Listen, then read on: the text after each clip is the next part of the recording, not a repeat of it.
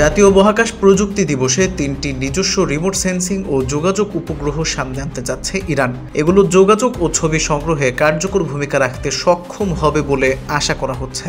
উন্নত প্রযুক্তির ড্রোন আর ক্ষেপণাস্ত্র তৈরির পাশাপাশি মহাকাশ গবেষণাতেও এগিয়ে চলেছে ইরান।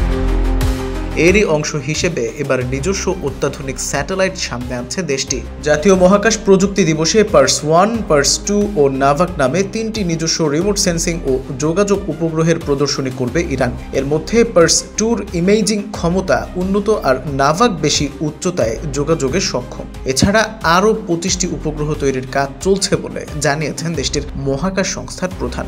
একই সময় দক্ষিণ ইরানের উপকূলে একটি নতুন ভূগর্ভস্থ ক্ষেপণাস্ত্র ঘাঁটি চালু করবে ইরানের ইসলামিক রেভলিউশনারি গার্ডস কর্পস IRGCর নৌবাহিনী। এই ঘাঁটিতে শত্রুপক্ষের ডেস্ট্রয়ার মোকাবিলায় সক্ষম উন্নত ক্রুজ ক্ষেপণাস্ত্র মজুত রয়েছে। এর আগে জানুয়ারিতে দক্ষিণাঞ্চলে আরেকটি ভূগর্ভস্থ নৌ মিসাইল বেস চালু করে IRGC।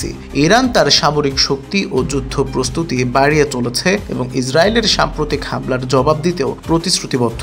পশ্চিমা নিষেধাজ্ঞা সত্ত্বেও মহাকাশ প্রযুক্তি ও সামরিক ক্ষেত্রে উল্লেখযোগ্য অগ্রগতি অর্জনের দাবি করছে ইরান। একই সঙ্গে আঞ্চলিক ও বৈশ্বিক নিরাপত্তা নিশ্চিতে নিজেদের সক্ষমতার কথা জানান কর্মকর্তারা।